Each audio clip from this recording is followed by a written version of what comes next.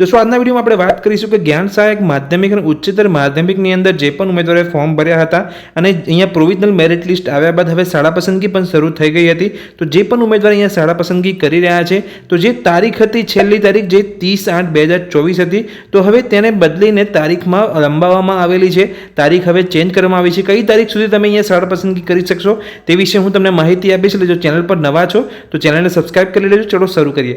દોસ્તો વાત કરીએ કે જે પણ ઉમેદવારો જે જ્ઞાન સહાયક માધ્યમિક અને ઉચ્ચતર માધ્યમિકની અંદર અત્યારે શાળા પસંદગી કરી રહ્યા છે તો જેની છેલ્લી તારીખ 30/8/2024 હતી, હવે તેને બદલે હવે 30/8 બદલે તમે 1/9/2024 સુધી શાળા પસંદગી કરી શકશો.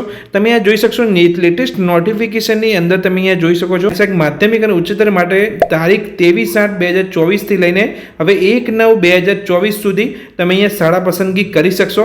એટલે 1/9/2024 એ રવિવાર છે, તો તમને સારો એવો દિવસ મળી ગયો છે. જો તમે હજુ સુધી શાળા પસંદગી નથી કરી તો તમે શાળા પસંદગી કરી શકો છો.